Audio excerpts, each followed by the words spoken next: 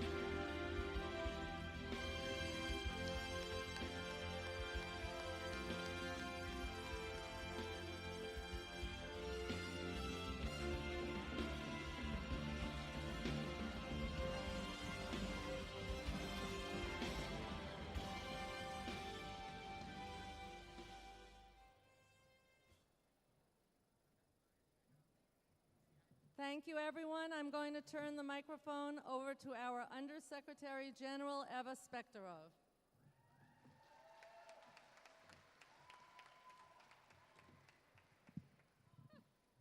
Hi, everyone. My name is Eva, and I'm so excited to see all of you.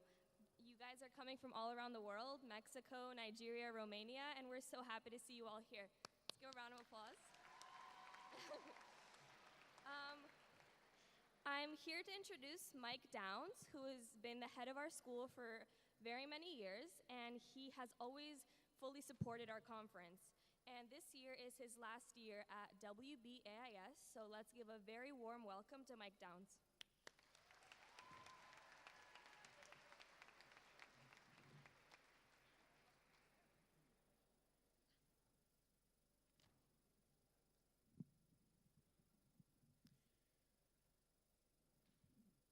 Ahlan wa sahlan, bruchim habayim, and welcome. Thanks. It's my pleasure to introduce our guest speaker today, and it's amazing what you can find out on the internet about people. There's a site called Rate My Professors. So those of you who are about to go into college may use that site to find out some factual and not so factual information. I have two quotes on our guest today from Rate My Professors. The first one, Dr. Rook is one of the best professors I have ever had. He is very knowledgeable about military history and teaches it very well. This is an upper-level history class, so yes, there are a lot of reading assignments. However, the material being assigned is actually very interesting, and you learn a lot. And the second one, Dr. Rook expects a lot out of people. You really need to know your stuff. You can pass if you don't, but you have to be constantly researching. I went in with no knowledge of military history and I got a B, but I worked so hard, a ton of reading, an incredibly hard grader. And he ends with, take at your own risk. Dr. Rook is currently a professor of history and director of interdisciplinary studies at Towson University in Baltimore. He's been a fellow at the American Center for Oriental Research in Amman, Jordan, and is also affiliated with the Center for War and Memory at the University of South Alabama. He's been a Foundation for the Defense of Democracy Fellow here in Israel as part of an advanced seminar on counterterrorism. Dr. Rook has lectured at the United States Naval Academy, is a consultant to American corporations active in the Middle East, and has given briefings at the FBI.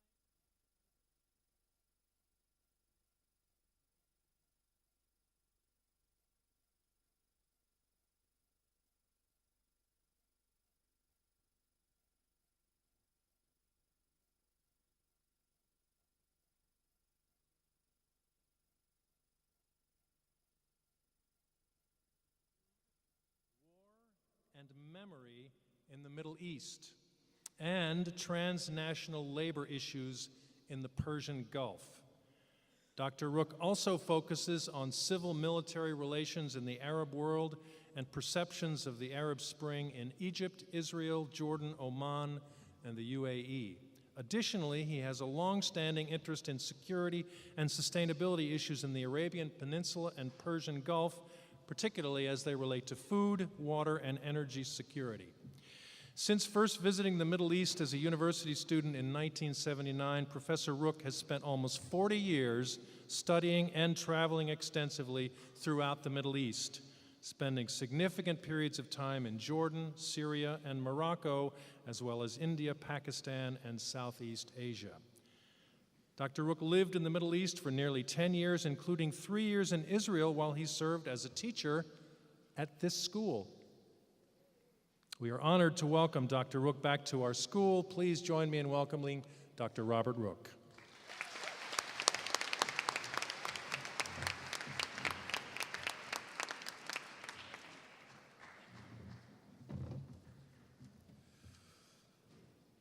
Thank you for that introduction, and Dr. Rook also paid somebody to hack the Rate My Professor site. I want to thank each and every one of you for affording me the opportunity to speak with you this afternoon. Indeed, it is my honor to stand before this group filled with individuals who have worked so hard and afford many of us who are just a bit older a bit more hope for our collective future, one that you delegates likely will shape to a far greater degree than most of the slightly older individuals in this room. With that in mind, I'll try to keep these remarks brief because I'm betting, and indeed I'm hoping, that you are eager to get going with the events of this conference. And while this keynote address is on the program, I doubt very much that you're here primarily for this speech. In fact, I'm hoping you're in a hurry, even impatient to reach your committees and other activities in the program, and not in the program and not in the program, and you know what I mean. So let me begin by saying it's okay to be impatient. In fact, I've been and I remain impatient for over a half a century. And yes, everyone's always telling me and told me, be patient. You need to learn to be patient.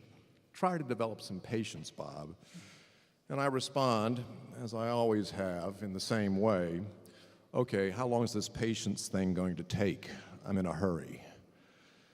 Writing the drafts of this speech proved to be an interesting experience, and indeed I had to exercise a bit of patience to really think through many of the things that many of you will be working on over the next couple of days. For starters, speaking of those things, I know a great deal about many things relevant to the many topics you will discuss, but I really do not know any of you delegates. You and your MUN colleagues are each singularly unique individuals, but you're also part of an age cohort, or more broadly, a generation that is both very distant and very different in many ways from my own generation. For example, Googling, tweeting, friending were unknown verbs to me for most of my life. And texts, posts, webs, pages had very different primary meanings for me for most of my life. In short, my native language and the context around it have changed dramatically during the course of my life, making me in many ways an alien on my own planet. How did that happen? While this status can be counted in years, it's not just about my age or your age.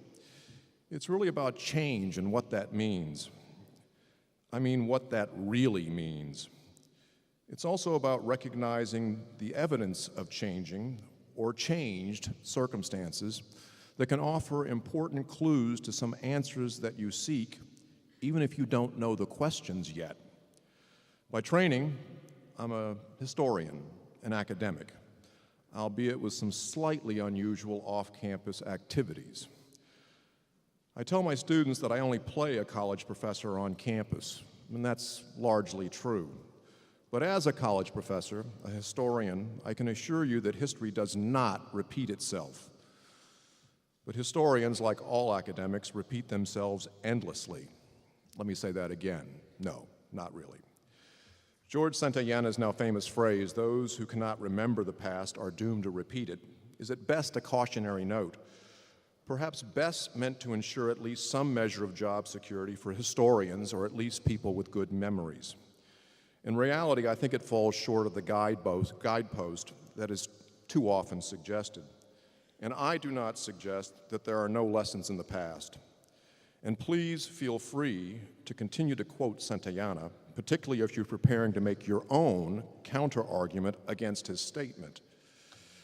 To be sure, in the world of politics, diplomacy, world affairs, every single move you contemplate, much less take, might well be measured in inches or steps or even miles. But each move, contemplated or actually undertaken, often carries thousands of miles and hundreds of years and innumerable tons of history along with it. That is something to think about a lot. Moreover, I am here to suggest that we are increasingly at risk of those who selectively employ or misappropriate history to shape the present and future, creating circumstances that just might produce more painful and costly history than if we had just ignored the history altogether. History, as it turns out, is more than just the dates, people, facts, events, etc. You know, the fill-in-the-blanks stuff. Rather, it's about the cultural technology terms I mentioned a moment ago. Google, friending, Skyping, you know the terms better than I do. In short, it's about the context, understanding and the changing meaning of events, the facts, the history. And people who really know the past or something of the past can use that past in ways that can shift current circumstances sometimes in ways that may not be to our current or future history's best interest. It's up for argument at the very least. So best to take care when handling the past. It's fragile and indeed sometimes even a bit dangerous. And you, my friends, you delegates, are a part of the long-awaited and much-needed remedy for such circumstances for many reasons. So you're a generation of explorers and protectors of both the past and the future. No pressure, okay? But enough generalities. Let's speak specifics. 40 years ago, I came to the Middle East for the first time as an archaeology student. I was a spectacular, and I do mean spectacular, failure. But that failure produced some even more interesting discoveries eventually. First, the failure part. As a student of archaeology, I learned that doing field work on a dig meant getting up at 3 or 4 a.m., which to me in those days was technically still yesterday in my book. In other words, way too early. On site, the work was hot, dirty, painstakingly slow, perfectly ill-suited for someone with no patience and even less awareness of patience as a virtue. In the process, I quickly realized that absolutely no one in the ancient Near East had bothered to learn English, leaving me clueless in terms of the actual textual evidence that was staring me in the face. In short, I was totally under-equipped to investigate the ancient world or any world at that point. So consequently, my first and thus far only real discovery as an aspiring archaeologist was that I had no future as an archaeologist. So now for the success part. And there's a cue in here that usually en route to success, you're going to have a few failures.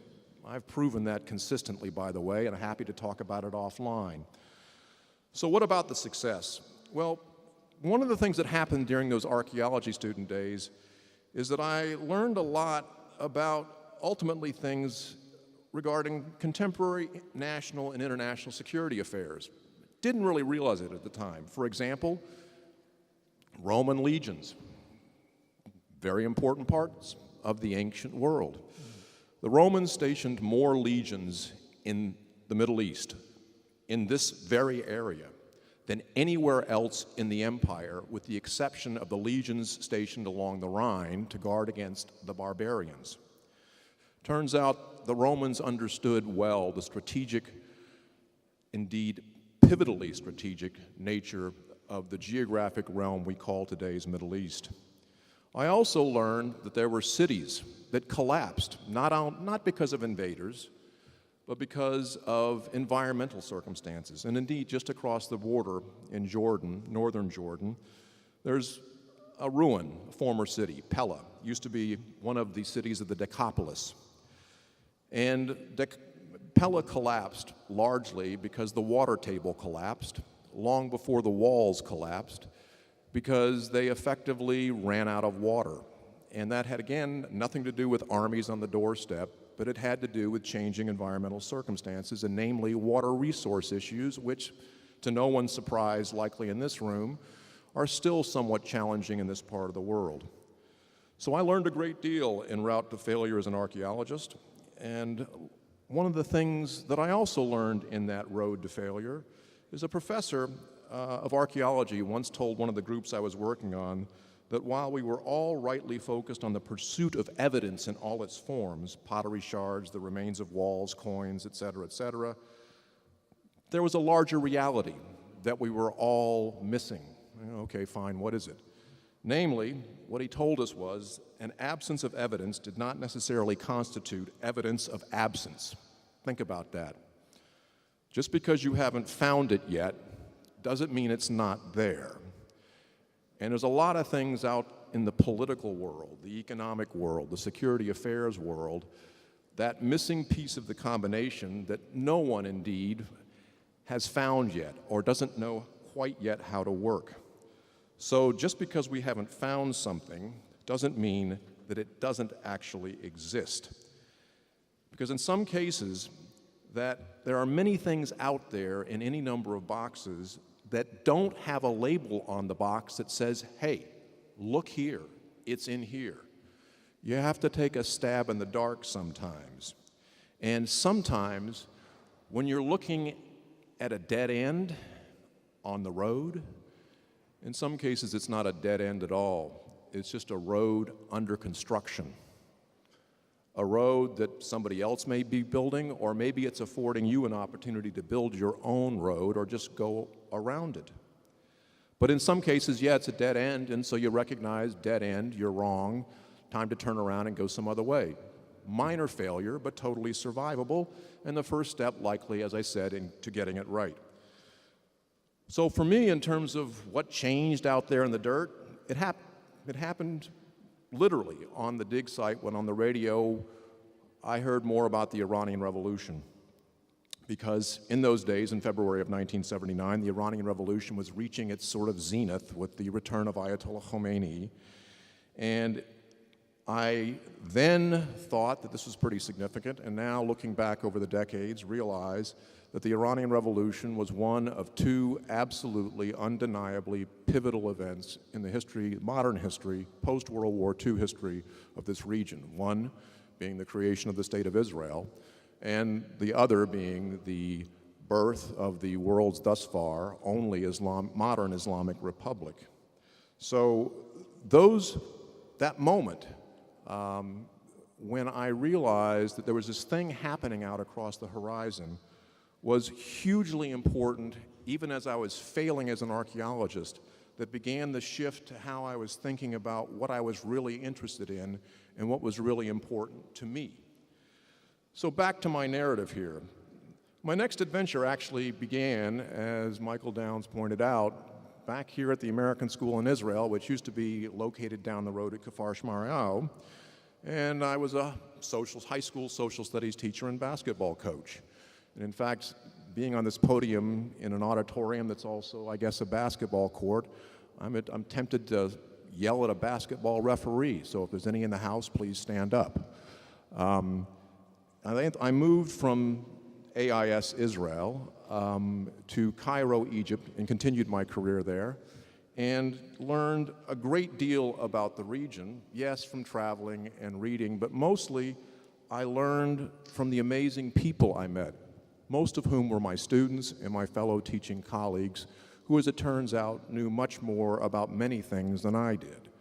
And so for those of you delegates, as you work on the various issues, take the opportunity to not only discuss the issues, but talk to your colleagues, learn about them. There's a wealth of knowledge that you're literally swimming in. The next step, after I left the Middle East in 1992, I went on and got a doctorate in American history. that ironically, because of my research area, brought me back into the region. I spent significant time in Jordan and in Syria and in the Persian Gulf, et cetera, et cetera. And guess what I was doing? I was looking at essentially the intersection of power and water. I was looking at American influences on water resource planning in the Jordan River Valley and elsewhere. And I'd be happy to recommend my dissertation, but it's an instant recipe for deep, deep sleep. The reality, however, is that those failures in the dirt and an archaeological site were really pivotal for launching me into a career that was quite contemporary and did, in fact, mine a lot of the knowledge and training that I received earlier on. I should also tell you, for those of you, and there's more than a few I suspect, who are thinking about going on for advanced graduate work even though you're not yet out of high school, and you're thinking maybe you'll go on for a master's degree or a doctoral degree. And I'll add here that PhD programs, doctoral programs, are where you go to discover or to have someone tell you that it's time to stop going to school, because it is. And one of the reasons it's time is that there's a lot more to learn in many cases beyond the classroom, beyond the seminar room. But in the process of that experience, I was really forced to read the diplomatic, personal, and other documentary evidence left behind by policymakers, citizens, farmers, scientists, hundreds of other people, many of them long dead and gone, that told me a lot about the historical circumstances that challenged everyone, including me, as I was trying to figure out just what in the heck they were thinking as they did things. And as I walked the ground, traveling the miles, talking with people decades removed from the history, it taught me about history's enduring power and complexity, its myriad wonders and frightful terrors. And to be completely honest, that nearly paralyzed my writing, something that no doctoral student can afford or survive. You can sometimes have that experience when you're pushing the deadline for a paper you should have written last week. I understand. I was overwhelmed by the evidence, as it turned out, and my own seeming inability to reach a conclusion. Fortunately, I had a great doctoral advisor who pulled me aside and said, hey, it's okay. Bob, it's going to be okay, because you've got to remind yourself continually that better is the enemy of the good. Go with what you've got. And so again, to the delegates, you're not going to find a perfect answer here. Your task here is to find something as you plumb the depths of some of the world's truly most difficult circumstances, that they won't surrender to the perfect solution, because the perfect solution isn't yet out there. So go for the good, or the best for this moment in time, both now or over the next few years. Give us something that buys us a little more time, a few more chances at the better. Better than ever, or perfect, well, that can wait. After that, I went off into the academic world, and the irony there is, even though I had a doctorate in American history, what is it that got me my first academic job? It's because I had a subfield in the Middle East and a ton of experience in the region by that point. So I was actually hired to do something that was not my major area of training. Because as I discovered, Middle East history, politics, security affairs was something, as it turns out, I'd been preparing to do for a decade. The circumstances of my university career, not relevant to or worth talking about. But what I want to leave you with today, particularly given some of the topics you're going to be challenged by, is what happened to me 12 years ago. I went to work for the Department of Defense, specifically the United States Navy and Marine Corps. And the reasons behind that I'll be happy to talk about with any of you offline, but the reality of it is, in a very, very strange way, I'm back to, in some cases, teaching a form of social studies, real-world social studies. It has its amazing benefits. I get paid to travel, to read, to talk to people, to think about things, and then build the biggest, most complete picture of a strategic circumstance, and then put it into the smallest box you can imagine. It's difficult for me to describe what happens not infrequently. I'll be standing in the war room aboard a ship or in a briefing space somewhere with warfare commanders headed into a regional strategic environment where satellite imagery and signals intercepts provide only fragments of a greater whole. And I have to do it in 40 to 45 minutes because that's all the time I get, and that's the way the game works. It's one of the biggest, most dynamic, real-world sort of history challenges I ever imagined. And it can be a bit stressful at times, but fortunately, over the years, you develop various coping mechanisms. And one of the secrets that I actually learned, and in fact, an admiral told me this years ago, is that, you know, we need you to develop this sooner than you're going to be comfortable handing it off, but deal with it. And it comes out that he's right. And so one of the things that I learned, or had to learn, is in many cases it comes down to how fast can you get it to good enough, and how well can you deliver it? Because that's one of those things that can in fact play out, if not quite nicely, at least moderately successfully for you. Keep that in mind as you make your way across the coming days. So as to what it is that I do exactly now over the past 10 years, I think it might be worth taking a look at a slide or two, and I'll be around later today and tomorrow, on again, off again, and to give you a sense of what it is this former high school social studies teacher, basketball coach does. If you told me when I was teaching here in the 1980s that I'd be doing this, I'd say, you know what, you're crazy, but nonetheless, I'm doing it. So, having said that, do we have time? Yeah, do we have time? Yes. All right. So, let's give you a couple of things, and the room is too big for my voice to project without microphone, so apologies for me standing behind the podium. One of the things that happened, some of you probably heard of it, the Arab Spring phenomenon of several years ago. And I was actually in the region aboard a naval vessel, and we were operating and doing some other things. And as I was leaving the ship, one of the intelligence officers said, "Hey, Professor, have you heard about these riots, these protests in Tunisia and then subsequently in Cairo?" And I said, "No, I've been locked up on this ship for weeks, but I'll look into it."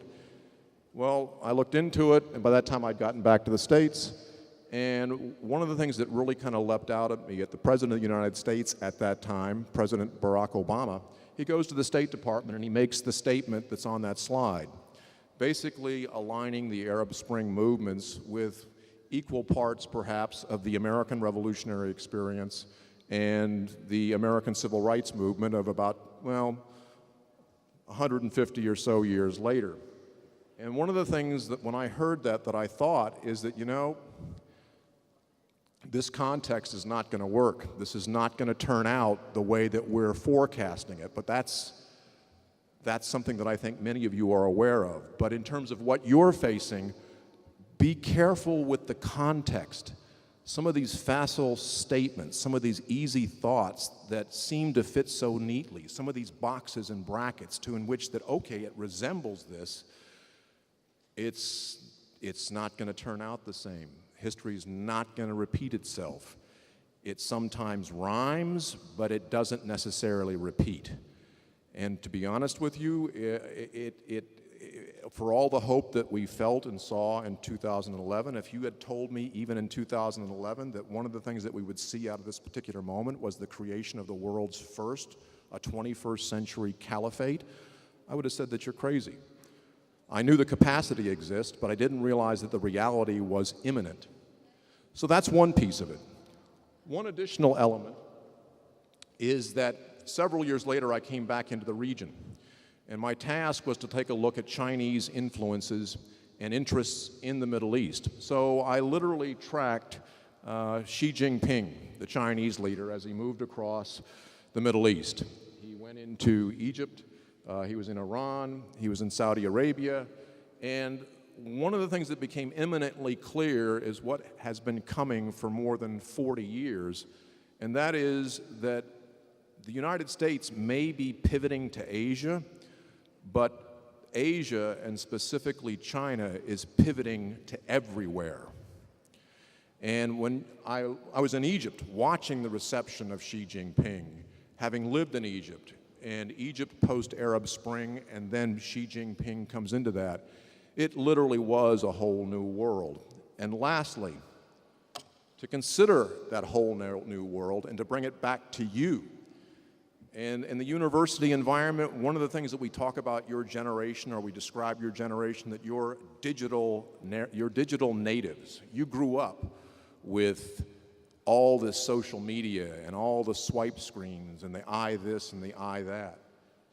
But one of the things that tracks along with it is that small circle on the globe.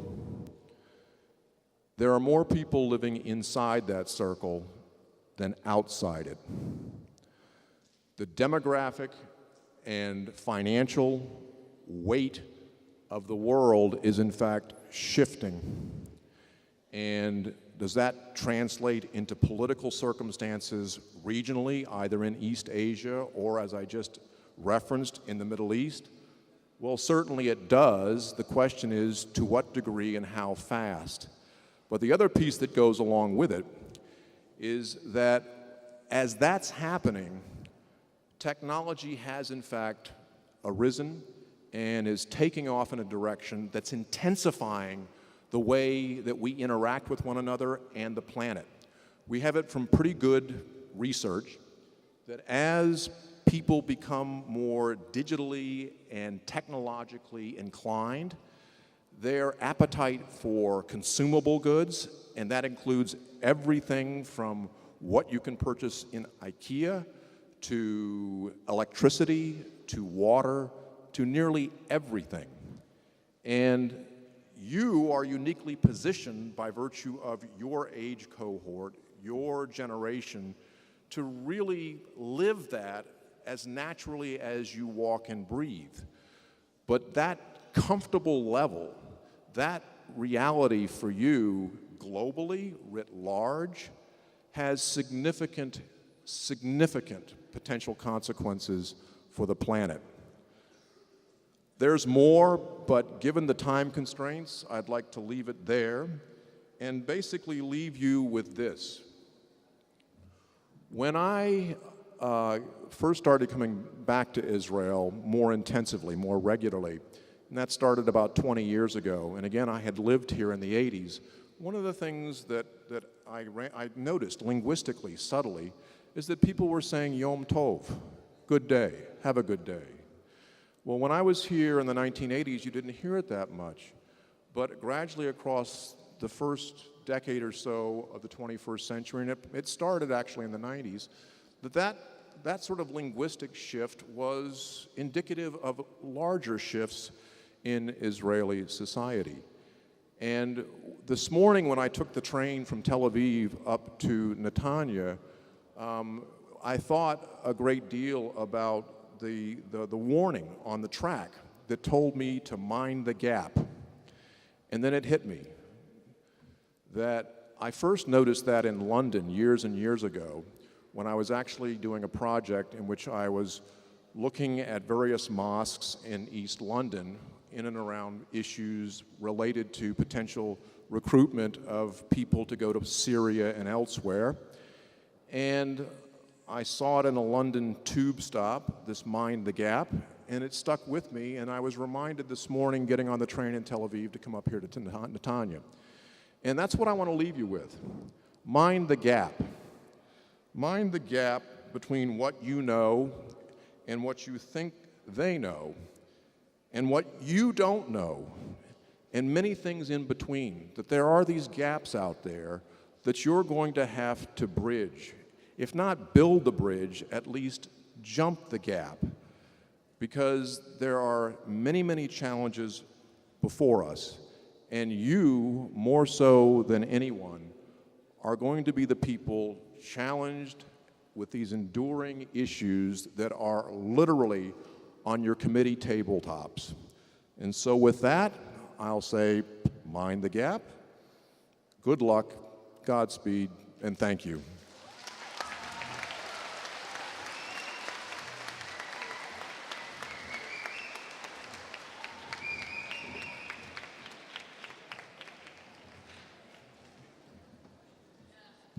He's quite a bit taller than I am. So. This will work. Thank you, Dr. Rook, for that absolutely wonderful opening note to our conference, and I hope all of you will carry that with you for the next few days, and for the rest of your life, as that matter, and his wisdom that came with that. For all of you who don't know, I'm Ethan McGonigal, one of your Undersecretary Generals and the head of crisis, and I have the pleasure...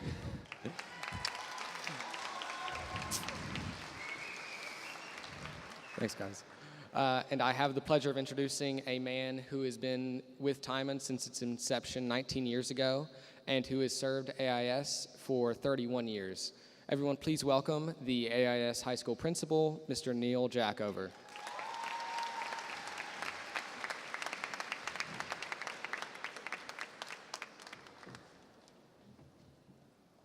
Thanks, Ethan. My role is to officially welcome you all to TIMEMUN, and so that's what I will do very briefly. It's my pleasure to welcome you to the 19th annual TIMEMUN. Each year we look forward to opening our campus to the diverse students who make up the delegates, admin, and facilitators of debate. Most of you have committed yourselves to preparing for a dynamic learning experience where your skills of research, debate, and listening will be developed. I look forward to watching you achieve these goals. In a world where truth and depth of thought are struggling to maintain their rightful places at the forefront of civilized society, we have an obligation, whether in this arena, TIMEMUN, or back in your home environments, to ask the questions that will promote the uncovering of truth and not the belittling of it for expediency's sake. In addition, we also have the opportunity to delve into issues in depth and not commit to a position because of a tweet, a post, or a quip made by someone. I could speak about these issues in much greater depth, but you're not here to listen to me. So I leave you with those thoughts and hope that you make new friends, that you enjoy yourself, and that you come away having learned a great deal. Welcome.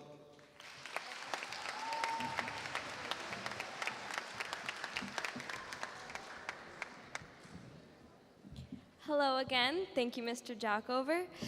This year, Diane Kaplan, Mira Ilubuni, and Dana Karen are performing for us.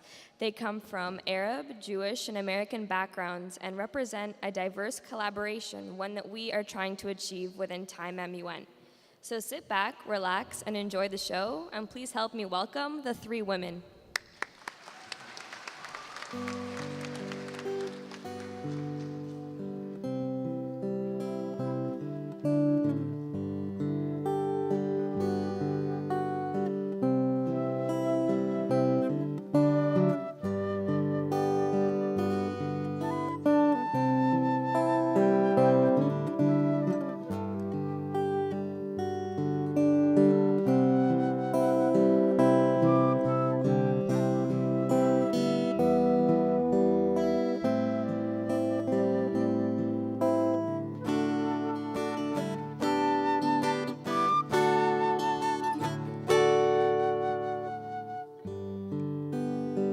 דמיין עולם בלי פחד, עולם ללא שנאה, שבו נחיה ביחד, עולם של אהבה, נבנה עתיד לאותו מקום. تخيل ما في حدود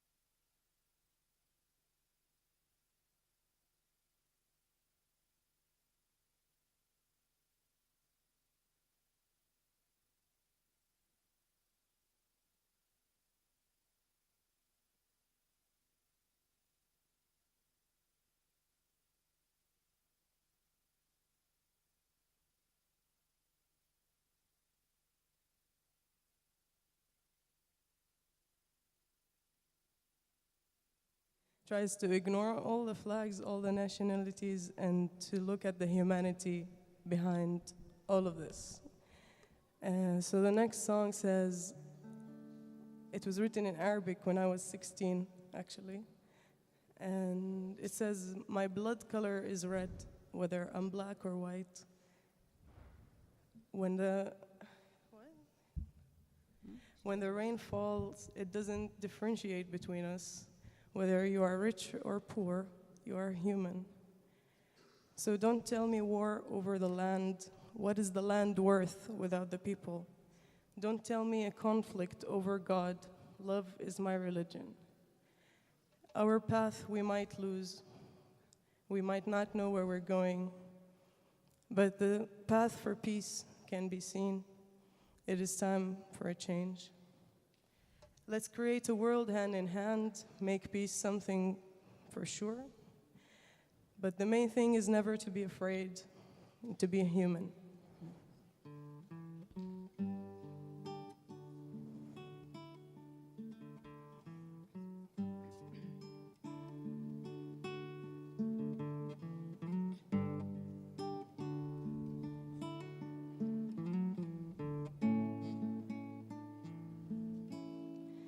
لون دمي أحمر أسود أو أبيض ما بدي أكثر اسمي إنسان لما بتشتديني ما بتفرق بيناتنا فقير أو غني إحنا إنسان فلا تقولي حرب عشان الأرض شو بتسوى الأرض بدون الشعب لا تقولي صراع عشان الرب الحب هو الدين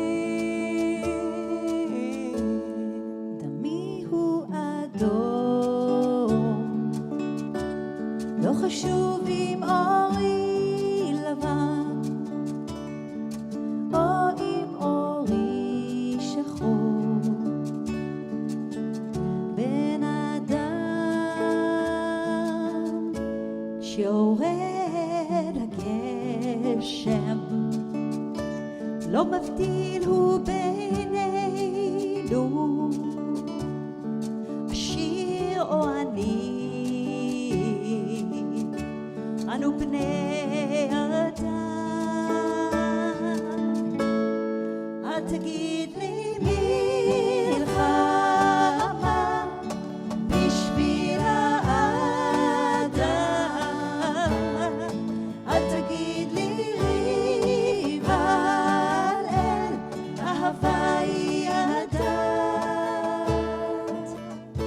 واحنا بعالم ماشيين ضايعين مش عارفين لوين رايحين طريق السلام مش لاقين اجا وقت التغيير تعال نخلق عالم ايد بايد ونخلي السلام شيء اكيد عمرك ما تخاف من اي شيء جديد كون إنسان את דרכנו איבדנו לא יודעים נתיבנו השביל לשלום לא נראה זה זמן שינוי בוא ליצור עולם יד ביד בינינו נבטיח שלום והעיקר לא לפחד כלל תהיה אדם فلا تقولي حرب عشان الأرض شو بتسوى الأرض بدون الشعب لا تقولي صراع عشان الرب الحب هو الدين. لا لا لا لا تقولي حرب عشان شو بتسوى الأرض بدون حب. لا تقولي صراع عشان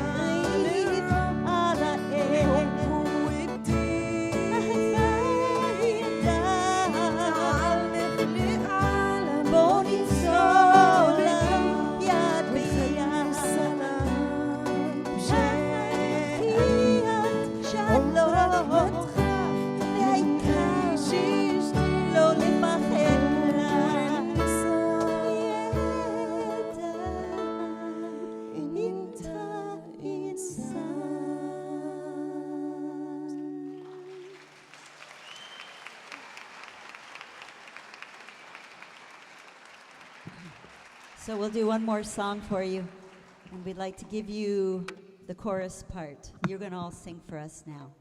And the words are in 3 languages. One is nai nai nai, and one is lai lai lai, and the third one I never remember is dai dai dai. So you can choose your language, and it all sounds good together. Okay. And this is your part. Dai dai dai.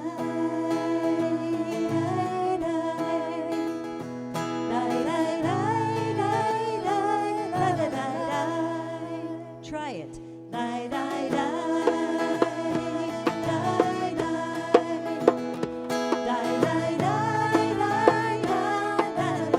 Now try lie, lie, lie. Lie, lie, lie.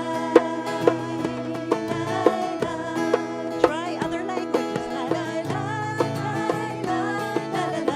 Last time, please. Lie, lie,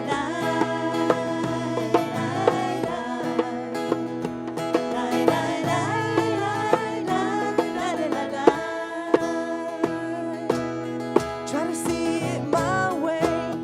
Do I have to keep on talking till I can't go on? Why you see it your way? Run the risk of knowing that our love may soon be gone. We can work it out. We can work it out. Think of what you're saying. You can get it wrong and still you think that it's alright. Think of what I'm saying. We can work it out and get it straight. I'll say goodnight. We can work it out. We can work it out. Life is very short and there's no time for fussing and fighting, my friend. I have always thought that it's a crime. So I will ask you once again. Old Pam, nai nai nai, die die die, die die die. Die, die. Die, die, die, die, die, die, die, die. One more time. Die, die, die, die, die. Die, die, die, die, die, die, try to see it my way. Only time will tell if I am right or I am wrong. Why you see it your way? There's a chance that we may fall apart before too long. We can work it out. We can work it out. Life is very short and there's no time for fussing and fighting, my friend. You can sing it, come on. I have always thought that it's a crime. So I ask you once again. Yes. Sing it. Die, die, die. Die, die.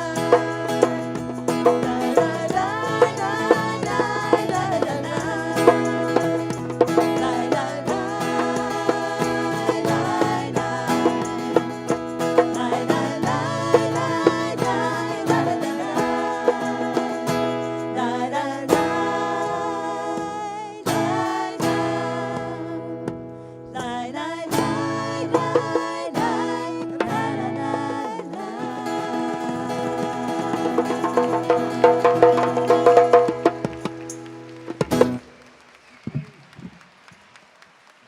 Thank you. May you have a wonderful conference. Thank you so much. That was so beautiful. It is now my absolute pleasure to introduce someone without whom TIMEMUN would never ever happen, someone we love very, very dearly. Please help me in welcoming our director, Aviva Rosenzweig.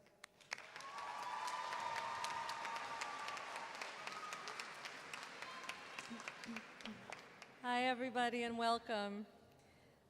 This is the 19th Israel Middle East Model United Nations, and I take enormous pleasure in welcoming new schools, new delegates, and of course, old friends and familiar faces whom I see all around the room.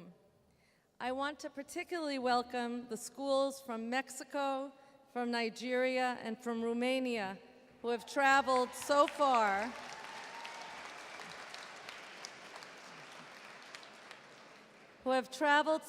to be with us, as well as our keynote speaker, Dr. Robert Rook, who came from the States, and our wonderful singers, Diane, Diana, and Mira, who came from up north. Thank you very much for your beautiful performance. There are a lot of cliches about Model United Nations, not the least of which is that we should be a model for the United Nations. The UN is an organization that is supposed to promote collaboration, conflict resolution, and hard-won consensus. And while we don't always see that at the actual United Nations, every year we do see it happen here, at our own United Nations, in all of the committees that are meeting around campus. And I just want to tell you how much I look forward to coming to visit all of your committees and to see the important work that all of you are going to be doing. Before I turn the microphone over to our officers and our chairs, I do just want to take care of a little bit of housekeeping. Some of you may know that we had a small fire here at the school recently, and because of that, we had to move some of our committee locations. Our booklet had already gone to print, and so you'll see that all of you have a booklet with an extra piece of paper in it, and there you will see the accurate locations of where the committees are taking place. So please make sure that you refer to that piece of paper and not to the mistaken information that is in the booklet, unfortunately. The entire area of the high school building is off limits. Whether or not it is all cordoned off, please make sure that nobody goes in there. Finally, some of you are staying at the Park and at the Margoa hotels. Please remember that the buses that will be picking you up in the morning follow a very strict schedule. They must leave the hotels at 7:30. So that means you need to get up and be dressed and be down there by 7:20 and to get in the buses so they can meet their schedule. Please help us by being punctual and getting to the buses on time. I want to end with a quote that is often used and for good reason. Margaret Mead said, "Never doubt that a small group of thoughtful, committed, organized citizens can change the world. Indeed, it's the only thing that ever has." You are those citizens, and I thank you for all the preparation that the advisors and the students have done over the past half year. Let's change the world together. Thank you.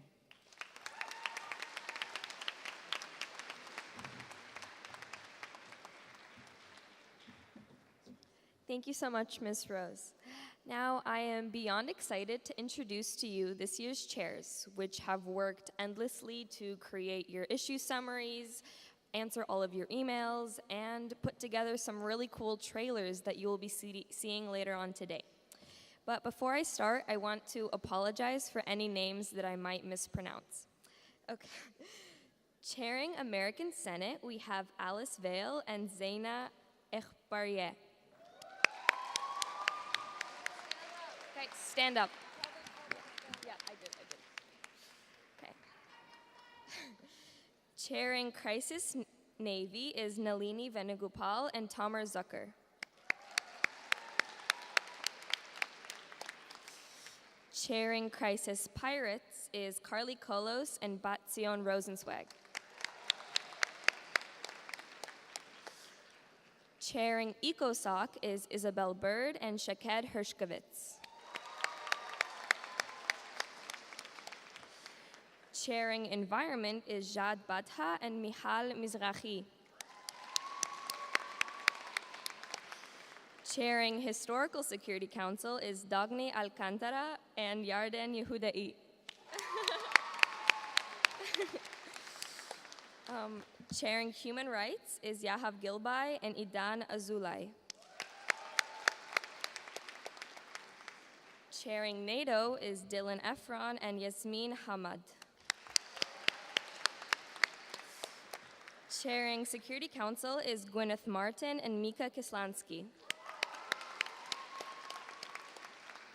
Chairing Special Committee is Claire Kippeth and Adiel Rutabana.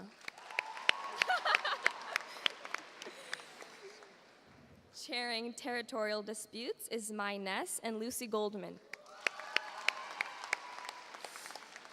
And finally, last but not least, chairing Trade and Development is Idamar Greenfield and Elias Elias.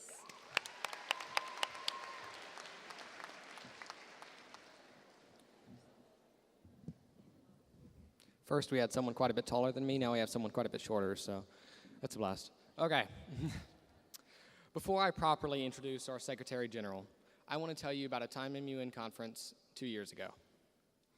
I was a new, inexperienced delegate, and I didn't know what to do with myself during the delegate gala we had that year. However, there was someone else standing at the sides who had just moved to Israel just a few months earlier, and I went up to him and we started talking. For the rest of the night, we talked about everything from books to politics to philosophy. That was when I first began to know Benjamin Zvi Fisher. You're welcome for that. He was shy and awkward, but he was one of the most brilliant and creative people I knew. We quickly became fast friends. Now, 2 years later, he is one of the most confident, wisest leaders I've ever had the pleasure of working under. Please, everyone welcome our Secretary General, Benjamin Fisher.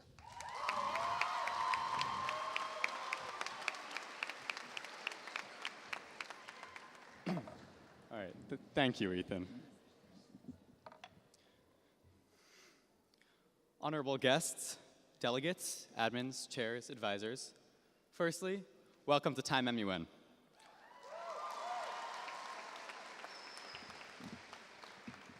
Though I'm saving the endless list of thank yous for the closing ceremony, I want to quickly thank both those who traveled from down the street and across the world to be here. You are all what makes this conference extraordinary.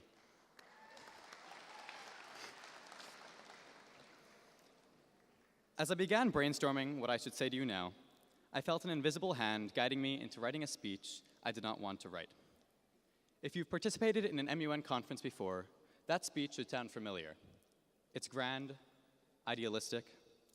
It will argue passionately that being part of MUN will make you smarter, more capable, perfect.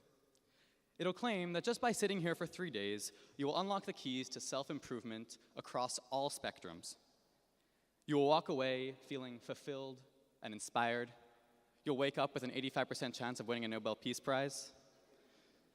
Though MUN can undoubtedly imbue you with all sorts of skills, that familiar speech avoids a fact that I was hesitant to admit. MUN is not some magical gateway to achievement, at least not without your contribution. I remember my first conference. 3 days before, middle school me hadn't the faintest idea of what MUN was about.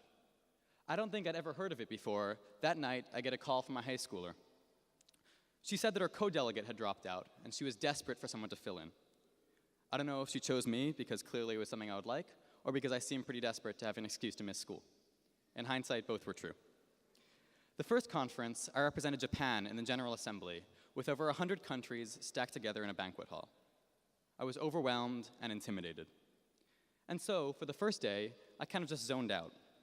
I got bored. Cooked up some good old country puns with turkey and chili. Laugh, please. The second day, I realized that I had to do something other than dismantle and rebuild my pen, or else I'd bore myself to death. So I raised my hand. I wasn't called on. I decided that I had enough thrill for one day and moved on. The third day, revitalized with the hope that I could be called on, I raised my hand again, and then I wasn't called on again. Now, I was determined to stick it to the chairs and speak, so I raised my hand again at the next chance for points of information. Hopefully sensing the fact that I was raising my hand so high, so hard it might dislocate, the chairs called on me. I asked a super simple question, received a super simple answer, and sat back down. But something happened there. I can't remember what my question was, but during the next unmoderated caucus, people came up to me, and we started working together on a clause.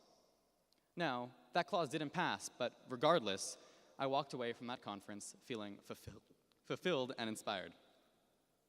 Delegates, don't do what I did those first 2 days.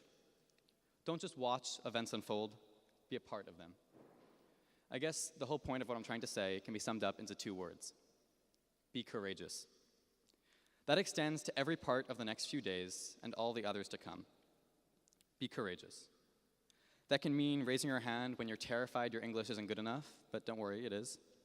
That can mean taking a seat during lunch with your plate of falafel next to a delegate you'd otherwise never get the chance to meet. I mean, where else can we have Nigerian, Romanian, Mexican, Israeli, Palestinian delegates all sitting together? Courage here means speaking up for a good clause. It means writing one. It means engaging in all the wonderful opportunities that will present themselves to you. To use a fitting cliche, if you don't ask, you don't get. And if you do end up asking, you might get great things. You'll have the chance to learn about deep issues threatening our future and go in depth into the geopolitics of our world stage. You can become a more confident speaker, a more sociable friend. You can do all the things that MUN is pitched to be. You just have to find a little courage. In this room of 700 people, it might seem hard to stand out. How can you successfully be ambitious when everyone else around you trying to be too gets too intimidating? Because MUN is not a competition. It might seem like one come time for awards, or when a particularly intimidating delegate gives a particularly intimidating speech about the rise of China, but debate is inherently personal. Personal because you're exposing some part of yourself when you speak. You're putting yourself out there for the whole room to listen to. You're progressing along your own path of self-confidence and self-assurance. And that progress comes from initial acts of courage. Delegates, when you take up your placards today, keep in mind that MUN is more than a series of speeches and passionate hand gestures. It's a personal journey to improve valuable traits. All those traits will only shine when you take a leap of faith to polish them. Winston Churchill said that courage is the first of human qualities because it is the quality that guarantees all others. If you take risks this conference, if you apply yourself, you can take on all those many wonderful qualities that extend way beyond public speaking that MUN helps create.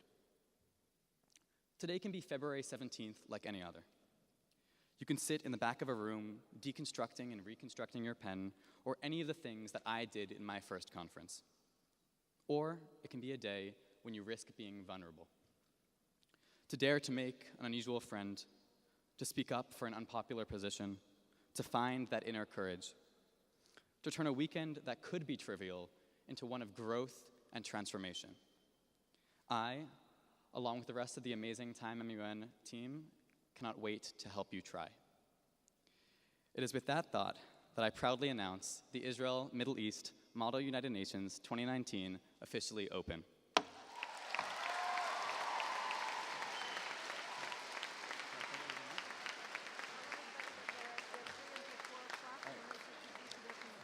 You are all free until 4 o'clock when you'll start making your way towards the committees. Thank you.